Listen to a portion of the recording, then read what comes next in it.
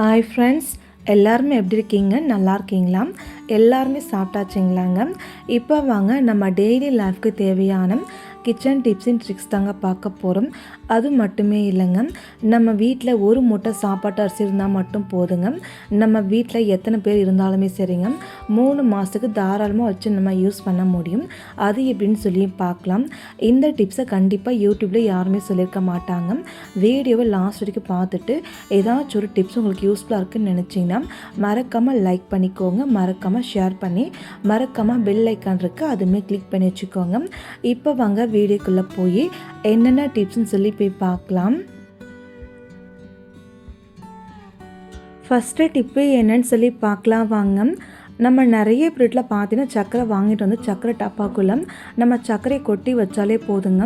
கொஞ்ச நாள் மட்டுமே நல்லா இருக்குங்க. நாளாக சர்க்கரை டப்பா உள்ளுக்குள்ளே பார்த்தீங்கன்னா சர்க்கரை எல்லாமே ஒரு மாதிரி நீர்த்து போன மாதிரி ஆகிடுங்க. அதாவது கட்டி கட்ட ஆரம்பிச்சுக்குங்க. அது மட்டும் இல்லாமல் இரும்பு எல்லாமே வந்திருக்குங்க. இந்த மாதிரி எதுவுமே ஆகாமல் இருக்க இந்த டிப்ஸை நீங்கள் ட்ரை பண்ணுங்கள். ஒன்றுமே இல்லைங்க, நம்ம தினந்தோறும் யூஸ் பண்ணக்கூடிய ஒரு 4-5 கிராம்பு, அதுக்கப்புறம் 2-3 ஏலக்காய் எடுத்துகிட்டு சர்க்கரை டப்பாக்குள்ளே போட்டு வச்சுருங்க.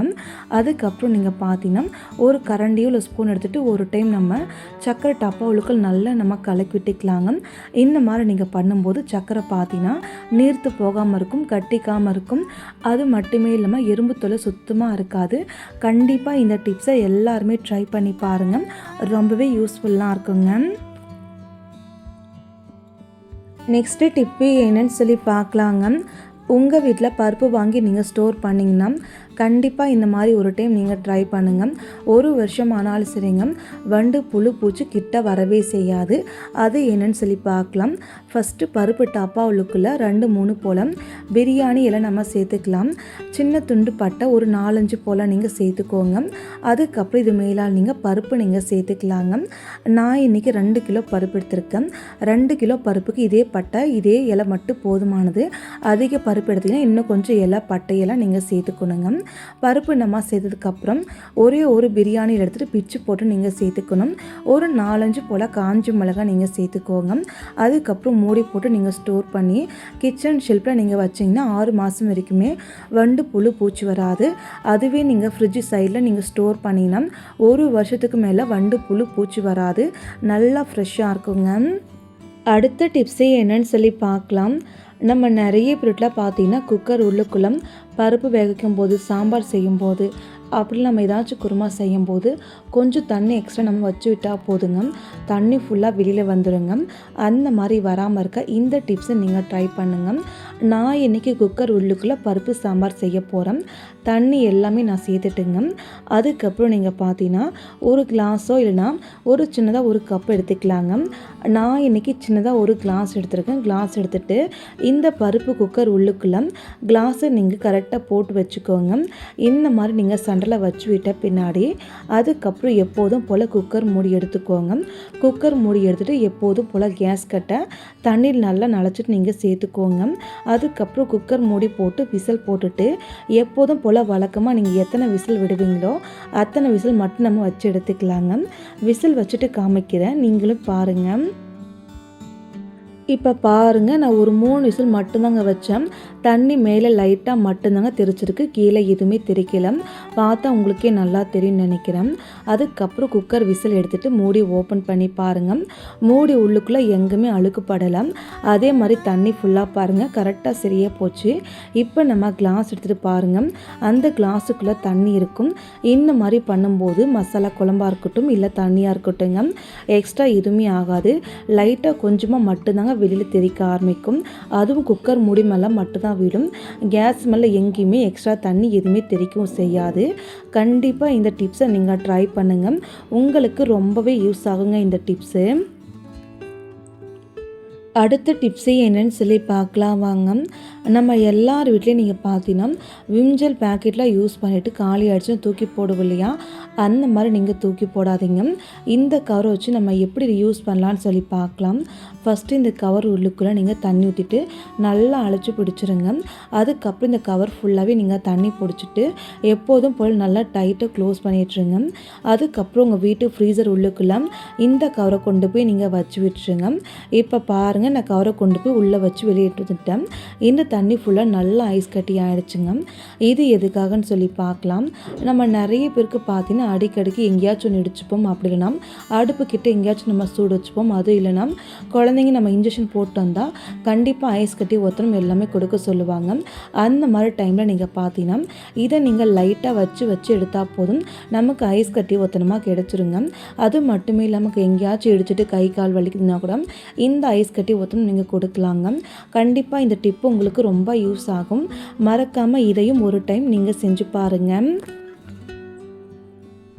அடுத்த டிப்ஸே என்னன்னு சொல்லி பார்க்கலாங்க. நம்ம நிறைய பொருட்களை பார்த்தீங்கன்னா வெஜிடபிள் பிரியாணி, சிக்கன் பிரியாணி, அப்படிலாம் தக்காளி சாதம் எது செஞ்சாலுமே ஃபஸ்ட்டு நம்ம வெங்காயம் வதக்கணும் இல்லையா? வெங்காயம் வதக்கினால ரொம்ப டைம் ஆகுங்க. முக்கியமாக நிறைய கேஸ் செலவாகும். அந்த மாதிரி எதுவுமே ஆகாமல் இருக்க, கேஸ் வீணாகாமல் இருக்க ரொம்ப சட்டுன்னு வெங்காயம் வதக்க இந்த டிப்ஸை நீங்கள் ட்ரை பண்ணுங்கள். ரொம்ப சிம்பிள் ட்ரிக் தாங்க. எப்போதும் போல் கேஸ் ஸ்டவ் ஆன் பண்ணி எண்ணெய் ஊற்றிக்கோங்க. எண்ணெய் நல்லா காஞ்சதுக்கப்புறம் கட் பண்ணி வச்சுருக்க வெங்காயம் ஃபுல்லாக நீங்கள் சேர்த்துக்கோங்க. இது கூடவே நீங்கள் பார்த்தீங்கன்னா கல்லுப்பு, அப்போல்லாம் நீங்கள் தூளுப்பு நீங்கள் சேர்த்துட்டு எப்போதும் போல் வெங்காயத்தை நீங்கள் வதக்கி விட்டிங்கன்னா ஒரு 2 நிமிஷத்துக்குள்ளேயே வெங்காயம் ஃபுல்லாகவே ரொம்ப சூப்பராக வதங்கிடுங்க. இதுவே நீங்கள் நார்மலாக வெங்காயம் நீங்கள் வதக்கிறீங்கன்னா குறைஞ்சபட்சம் ஒரு 3-4 நிமிஷம் அது ஆகுங்க. ஆனால் இந்த மாதிரி வெங்காயம் வதக்கும் போது ஒரு 1.5 நிமிஷத்துலேருந்து 2 நிமிஷம் மட்டும்தாங்க. வெங்காயம் ரொம்ப சூப்பராக வதங்கி நமக்கு வந்துடுங்க. இப்போ பாருங்கள், வெங்காயம் ஃபுல்லாகவே நான் ஒரே 1 நிமிஷம் கூட வதக்கியிருக்க மாட்டேங்க. ஆனால் அதுக்குள்ளே வெங்காயம் ஃபுல்லாகவே நல்ல கண்ணாடி பதத்துக்கு வந்துடுச்சுங்க. கண்டிப்பாக இந்த டிப்ஸை நீங்கள் ட்ரை பண்ணுங்கள். அந்த டிப்ஸ் உங்களுக்கு ரொம்ப யூஸ் ஆகுங்க. அடுத்த டிப்பே என்னன்னு சொல்லி பார்க்கலாம் வாங்க. நம்ம நிறைய பேருக்கு பார்த்தீங்கன்னா குழந்தைங்களா இருக்கட்டும், பெரியவங்களாக இருக்கட்டும்ங்க, பிஸ்கெட்டுக்கு எல்லாருக்கும் பிடிச்ச ஒரு விஷயம் தாங்க. பாதி பிஸ்கெட் சாப்பிட்டு பாதி பிஸ்கெட் நம்ம கவலையை சுற்றிக்கும் போது பார்த்தீங்கன்னா பிஸ்கெட் ஃபுல்லாக நமுத்து வீணாக போயிடுங்க. அந்த மாதிரி நமுத்து போகாமல் இருக்க பிஸ்கெட் நீங்கள் ஓப்பன் பண்ணிட்டாலே போதுங்க. மிச்சம் பேலன்ஸ் இருக்கிற பிஸ்கெட் ஃபுல்லாக ஒரு பாக்ஸுக்குள்ளே போட்டுட்டு கொஞ்சமாக நீங்கள் சக்கரை நீங்கள் போட்டு எப்போதும் போல் மூடி போட்டு நீங்கள் ஸ்டோர் பண்ணி வைங்க. நீங்கள் எத்தனை நாள் வச்சாலும் சரிங்க, பிஸ்கெட் நமுத்து போகாமல் நல்லா மொறு நமக்கு இருக்குங்க. கண்டிப்பாக இதையும் ஒரு டைம் நீங்கள் செஞ்சு பாருங்கள். அடுத்த டிப்ஸு என்னன்னு சொல்லி பார்க்கலாம் வாங்க. நம்ம வீட்டில் பர்த்டேக்கெல்லாம் கேக்கெலாம் நம்ம வெட்டோம் இல்லையா? எப்படி ஒரு 3/4 வாசலுக்கு கேக் காலியானாலுமே ஒரு 1/4 வாசலுக்காச்சும் நம்ம கேக்கு மீதி ஆகும் இல்லையா? அந்த மாதிரி கேக்கு மீதி ஆகிடுச்சுன்னா நிறைய பேர் சின்ன பீஸாக கட் பண்ணி ஒரு பாக்ஸுக்குள்ளே நம்ம போட்டு வச்சுப்போம் இல்லையா? அந்த மாதிரி நம்ம பண்ணக்கூடாதுங்க. ஏன்னா அந்த மாதிரி பண்ணிங்கன்னா கேக்கு ஃபுல்லாக கலைஞ்சி போய் க்ரீம் எல்லாம் கலைஞ்சி போய் ஒரு மாதிரி மெஸ்ஸியாக ஆகிடுங்க. பார்க்கவும் நல்லா இருக்காது, சாப்பிடும்போது அந்தளவுக்கு நல்லாவும் இருக்காது. அந்த மாதிரி எதுவுமே ஆகாமல் இருக்க இந்த டிப்ஸை நீங்கள் ட்ரை பண்ணுங்கள். மிச்சம் பேலன்ஸுக்கு கேக்கு ஃபுல்லாகவே எடுத்து ஒரு பிளேட்டுக்குள்ளே நீங்கள் வச்சு விட்டுருங்க. இந்த மாதிரி நீங்கள் கேக்கை வச்சு விட்ட பின்னாடி ஒரு அகலமான பாத்திரம் எடுத்துக்கலாங்க. அகலமான பாத்திரம் எடுத்துகிட்டு இந்த கேக்கு மேலே அப்படியே நீங்கள் க்ளோஸ் பண்ணி விட்டுருங்க. க்ளோஸ் பண்ணி விட்ட பின்னாடி எப்போதும் போல் ஃப்ரிட்ஜுக்குள்ளே வச்சு நீங்கள் ஸ்டோர் பண்ணிக்கலாம். திரும்ப எடுத்து நீங்கள் சாப்பிடும்போது இந்த பாக்ஸை ஓப்பன் பண்ணி எப்போதும் போல் கட் பண்ணி நீங்கள் சாப்பிட்டுக்கலாம். இதனால் கேக் க்ரீம் எதுவுமே கலைஞ்சு போகாமல் நீங்கள் எப்படி வைக்கிறீங்களோ அப்படியே இருக்கும். கண்டிப்பாக இந்த டிப்புமே உங்களுக்கு ரொம்ப யூஸ் ஆகும்.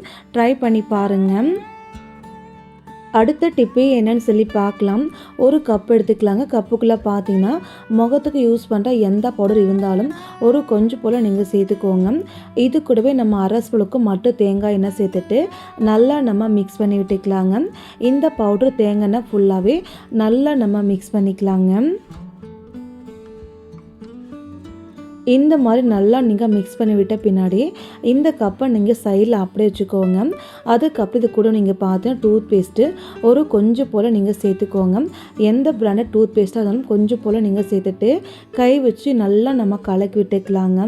இப்போ நமக்கு ரெடி ஆகிடுச்சுங்க. இது எதுக்காகன்னு சொல்லி பார்க்கலாம். நம்ம வீட்டில் சுவிட்ச் போர்டெலாம் பார்த்தீங்கன்னா ரொம்ப அழுக்கு படிஞ்சிருக்குங்க. அந்த மாதிரி சுவிட்ச் போர்டை க்ளீன் பண்ணுறதுக்கு இந்த டிப்பு ரொம்ப யூஸ்ஃபுல்லாக இருக்கும். இந்த மாதிரி கலக்கி விட்ட பின்னாடி சின்னதாக ஒரு துணி இல்லைனா டிஷ்யூ பேப்பர் எடுத்துகிட்டு லைட்டாக நம்ம கலக்கி வச்சு கோல்கேட் பேஸ்ட்டு எடுத்துக்கோங்க. இப்போ நம்ம சுவிட்ச் பாக்ஸ் கிட்டே க்ளீன் பண்ணிக்கலாங்க. சுவிட்ச் பாக்ஸ் மேலே இந்த மாதிரி வச்சு நீங்கள் க்ளீன் பண்ணும்போது ஷாக்கெல்லாம் அடிக்காதுங்க. ஆனால் ரொம்ப சுத்தமாகும். சுவிட்ச் பாக்ஸ் மேலே எவ்வளோ அழுக்கு படிஞ்சு போயிருந்தாலும் சரிங்க, எல்லாமே போயிடுங்க. பார்க்கவே சுவிட்ச் பாக்ஸ் நல்லா பலன்னு புதுசு போல் ஆகிடும். இப்போ ஃபுல்லாக நம்ம க்ளீன் பண்ணிக்கலாம்.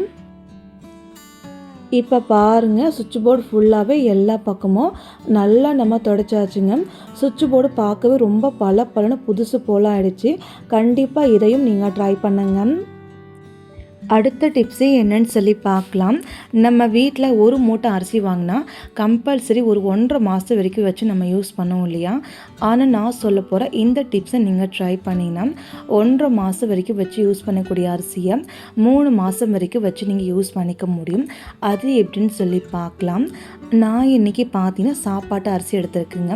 நம்ம வீட்டு கிச்சனில் எந்தளவுக்கு நம்ம சிக்கனமாக இருக்க முடியுமோ அந்தளவுக்கு நம்ம வீடு ரொம்ப நல்லா இருக்குங்க.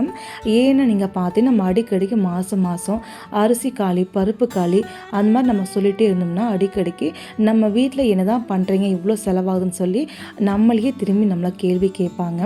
எங்கள் வீட்டில் மொத்தமாக 5 பேர் தாங்க. அதனால எப்பவுமே அரிசியெல்லாம் அடிக்கடிக்கு வாங்க மாட்டேன். 3 மாதத்துக்கு இல்லை 3.5 மாதத்துக்கு அந்த மாதிரி மட்டும்தாங்க அரிசி மூட்டை எடுப்பேன். அது வரைக்கும் நான் வீட்டில் அரிசியில் எதுவுமே நான் கேட்க மாட்டேன். இந்த மாதிரி தாங்க என் வீட்டில் நான் சாப்பாடு செய்கிறேன். நீங்களும் இந்த மாதிரி செஞ்சு பாருங்கள். ஃபஸ்ட்டு ஒரு குக்கர் எடுத்துருக்கேன். குக்கருக்குள்ளே பார்த்தீங்கன்னா நீங்கள் எதில் அரிசி அளப்பீங்களோ அதை நீங்கள் எடுத்துக்கோங்க. நான் எப்போவுமே கிளாஸில் தாங்க அளப்பேன். அதனால் கிளாஸ் எடுத்துருக்கேன்.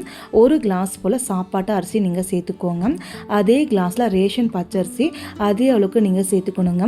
நம்ம சாப்பாட்டு அரிசி எந்த அளவுக்கு எடுக்கிறோமோ அதே அளவுக்கு பச்சரிசி நீங்கள் எடுத்துக்கணுங்க. இப்போ நம்ம 2 அரிசி நம்ம சேர்த்ததுக்கப்புறம் கை வச்சு ஒரு டைம் நல்லா கலக்கிட்டு தண்ணி ஊற்றிட்டு ஒரு 4 டைம் நல்லா நம்ம கை வச்சு வாஷ் பண்ணிவிட்டு தண்ணி ஃபுல்லாக நம்ம கீழே ஊற்றிடலாங்க. பாருங்கள், அரிசி ஃபுல்லாகவே ஒரு 4 டைம் நல்லா நான் க்ளீன் பண்ணி தண்ணி ஊற்றிட்டேன். கொஞ்சமாக உப்புக்கல் நம்ம சேர்த்துக்கலாங்க. ஒரு கிளாஸ் அரிசிக்கு 2 தண்ணிங்க. மொத்தமாக நான் பார்த்தீங்கன்னா 2 கிளாஸ் அரிசிக்கு 4 தண்ணி நீங்கள் சேர்த்ததுக்கப்புறம் கை வச்சு நல்லா கலக்கிட்டு எப்போதும் போல் குக்கர் மூடி போட்டு விசில் போட்டு கேஸ் ஸ்டவ் ஆன் பண்ணிவிட்டு ஒரு விசில் இல்லைனா 2 விசில் மட்டும் வச்சா போதும். அதிக விசில் வைக்காதீங்க. நான் இன்றைக்கி பார்த்தீங்கன்னா 2 விசில் வச்சுருக்கேன். இப்போ நம்ம ஓப்பன் பண்ணி வச்சாச்சு.